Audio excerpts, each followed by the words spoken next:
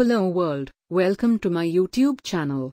If you are new here, so subscribe my YouTube channel and become our YouTube family. The world of TikTok and Snapchat and whatever other emerging social media platforms that my 11-year-old daughter watches has always been something I found as being childish and didn't interest me much. However, when online news media outlets like Yahoo and MSN would derive their stories from TikTok, then I said why not and at least give TikTok a try. I was pleasantly surprised by TikTok on its numerous topics. People post about everything from cats, to military, to true crime video posts. Some of the posts on TikTok, I do find childish, but eventually TikTok has filtered them out and honed in on the things a 38-year-old guy likes, like true crime mysteries. I love watching videos on people who have mysteriously vanished or grainy footage of unknown suspects who have never been caught. So given that my daughter has just left a few hours ago for a weekend retreat at a Girls Scout camp, I decided to indulge on TikTok. The old Girl Scout leader, Macy, had gotten diagnosed with cancer, so she had to regrettably step down, but thankfully another mother has volunteered to step in as the new leader. With my now separated wife, Sheila, who is still trying to find herself, I am just happy that my daughter, Grace, has something to do this weekend, rather than just mope around the house feeling depressed. The new leader, Carol, was nice enough to pick up Grace, along with her own daughter, Raquel, and another girl named Amanda, as well, and drive them to a campground in the Poconos. Carol sold me on her years of being involved with the Girl Scouts, so I'm going to do nothing more than relax this weekend. I start to swipe through TikTok videos and find mostly crime-related posts that I have seen already, so I decide to expand beyond the people I'm following to see what's new on TikTok. A post came up that caught my attention, because it said Girl Scout tragic camping trip that was posted by @serialkillerblossoms. I really didn't want to watch the video because I didn't want to get paranoid and draw parallels to the possibility that something similar could happen to Grace on her current trip. But whoever coined the phrase "curiosity killed the cat" probably was thinking of some numbskull like me. I clicked on part 1 of the video that was posted 5 days ago, which showed the outside of a small yellow unmarked school bus. The creator of the video then showed the interior of the bus, which looked like your typical smaller bus with about 6 rows of seats. The camera person pointed to various video cameras installed throughout the bus. I wasn't sure the intent of this part 1 video. I didn't know if this bus was part of a crime that had happened in the past or just some type of converted recreational RV. My interest was waning, but I decided to click on part 2 anyways. This time the bus was moving and I could make out kids on the back of the bus. The video camera was by the driver and I couldn't make out much more than there was about 3 kids sitting on the bus. Then, with just a few seconds left on the TikTok post, a different camera angle is shown. As I'm sitting on my living room couch, I start to make out the faces of the kids. They appear to be middle school-aged girls, and something inside me tells me to look at when the video was posted, which was 3 hours ago. When I see girls that are around my daughter's age, I typically get a sense of empathy because whatever is going to happen in this series of TikTok posts isn't going to be good, and I never want anything bad to happen to my daughter or anyone else's kids. But this time, my brain couldn't get over a hump, because one of the girls looked spot on to Grace. However, I didn't want to commit to this theory, so I played part 2 again. Unfortunately, I can't fast forward the video, so I have to wait again for the last few seconds. As I'm waiting, my mind is going through the what ifs. Most importantly, what if that girl is actually my daughter? As the video nears to its end and zooms in on the girls, my worst nightmare comes true as I take a screenshot of the video. My daughter left wearing a Niagara Falls souvenir sweatshirt that she bought a few months ago. Also, the 2 other girls look like Amanda and Raquel. My thoughts instantaneously go to, why is my daughter sitting on a bus and not Carol's car? And why is someone videotaping the girls? I quickly click on part 3 of the video series, which was posted 2 hours ago. This video shows the 3 girls still sitting on the bus, where each of the 2 other girls are sitting on the islands of the back seats and my daughter is sitting right in front of them. I could tell right away by my daughter's facial expressions that something isn't right. Grace isn't crying, but I could tell that she looks like she is confused and scared, where Raquel and Amanda have the same frightened facial expressions. I really start to panic as I reach for my phone and attempt to call Carol. "I'm sorry, this phone number you're trying to reach is no longer in service. Goodbye." "What the hell?" I say out loud in a confused tone. Then, I try to call Grace's phone, which goes straight to voicemail. I fall deeper into this nightmare as I frantically try to find the phone number for Amanda's mother. Grace's mother, Sheila, used to deal with all the Girl Scout issues, so I'm limited with contact information. Luckily, I am able to get into Sheila's email account, where I look for Girl Scout names and phone numbers. I find Amanda's name with her mother, Joy's phone number, so I quickly dial the number. "Hello, Joy. Listen, this is Grace's father, Ted. Are you aware of Carol taking the girls on a little yellow bus to the camping trip?" "No, Carol picked up Amanda in a blue Mercury Sable. Why do you think they're on a bus?" "Listen, you're on your cell phone right now, right?" "Yes. I'm going to send you a TikTok video. Please watch the video and call me right back." "Sure, send the video." As I sent the video, I didn't know what my next step should be, but calling 911 was definitely going to happen in the near future.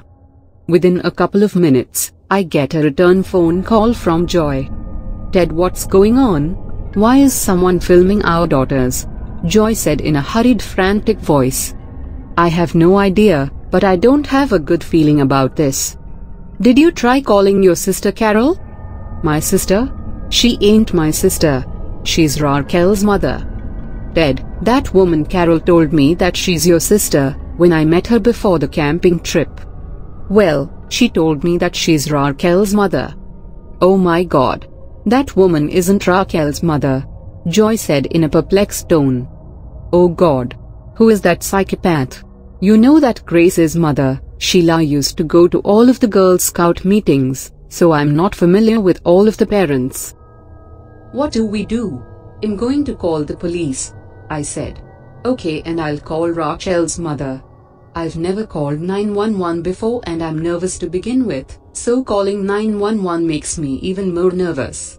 911, what's your emergency? My daughter went on a Girl Scout camping trip with 2 other girls and a woman, Carol, who has seemed to have lied about her identity. Okay, so what's the emergency? I came across a TikTok video of someone posting the 3 girls on a little yellow bus and not the blue Mercury Sable that Carol picked them up with. Okay, so what are the girls' ages and what are they doing in the TikTok posts? They're around 11 years old and they all look nervous and scared. Okay, so could they just be nervous from being away from home? I suppose, but this woman Carol lied to me and said that she is the mother of one of the girls, but she's not.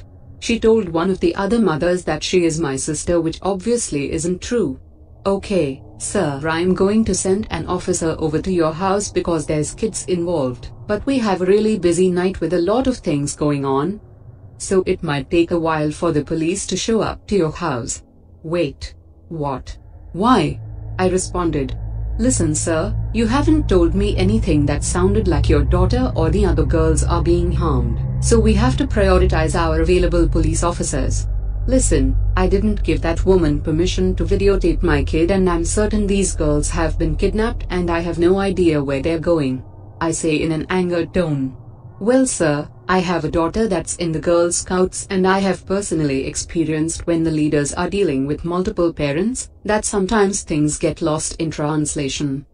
So I wouldn't rush to judgment yet. All you have is your daughter on a TikTok video sitting on a bus going on a Girl Scout camping trip where she would understandably be nervous. Listen, my house address is 664 Mockingbird Lane. Hurry up and send someone over, I said in an angered tone as I hung up the phone. The video cameras on the bus are pointed in a direction so the viewers can't see the outside of the bus, so I don't even know if they're heading to the Poconos. It's pretty much dark outside now, which worries me even more. It's such a sinking feeling seeing that my daughter is in danger. I look to see if part 4 has been posted and it has, so I click on it. Again the girls are being videotaped as they're just sitting on the bus. The unnerving thing is that none of the girls are talking to each other. The three of them look like they're completely petrified, doing nothing more than just looking straight ahead. The girls remind me of the war videos I watch of D-Day, in how my daughter specifically had that same doomed look as the soldiers had, while they sat on the transport boats waiting to storm the heavily entrenched beaches. The video was posted less than an hour ago, and this video is darker than the others, so I could tell that the video was actually taken about an hour ago. My phone starts to vibrate as I see that it's Joy calling. Hey Joy, listen, I called 911 and they're sending someone over, but apparently they have more pressing issues. More pressing issues? What the hell is more important than 3 girls being kidnapped? The 911 operator thinks that a crime hasn't necessarily been committed, or that this isn't an emergency situation. She thinks the girls could just be looking nervous because they're scared about going on a camping trip and being away from their parents. Well, who the hell gave that Carol permission to videotape my daughter and post the video on TikTok, and who the hell is Carol? And why is she using @serialkillerblossoms as a username? You know, I was so frustrated with the 911 operator that I didn't even mention her username, but I doubt that wouldn't have made a difference. @serialkillerblossoms is a new account and only had the 4 videos posted. There's not too many people who have viewed the videos so far, which is good because I don't want them to be taken down for violating a TikTok policy. Ted, I really don't have a good feeling about this. Should I drive to the Poconos to the Red Squirrel campground? The thing is, you can, but I'm not sure if the bus is even going to that campground or even to the Poconos.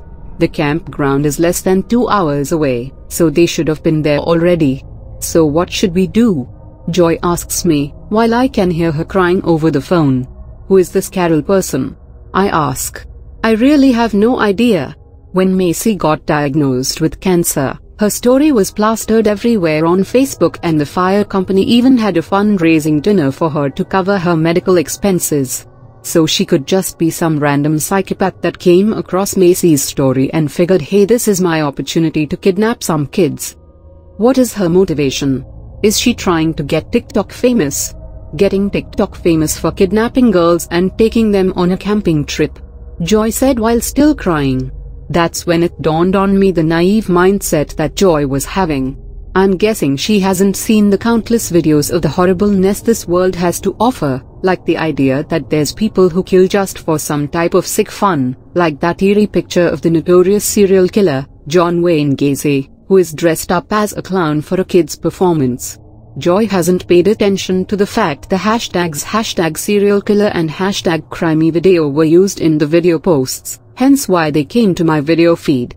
If I thought that this Carol person was just videotaping them going camping, I probably would be a little mad. However, nothing about her actions or the videos point to her future actions as being harmless.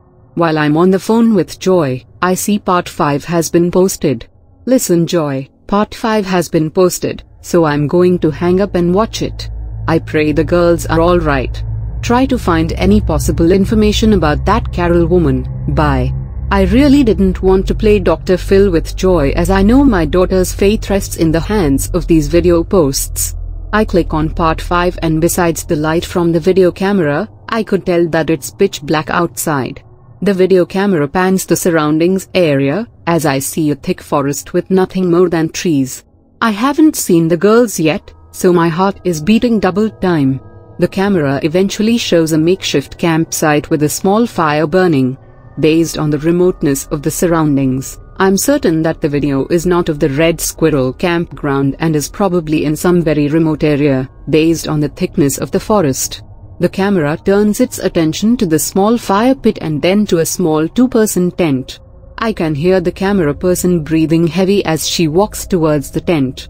Every single inch of me is experiencing absolute terror as I don't know what's inside the tent, because so far I've seen no signs of Grace or the other 2 girls.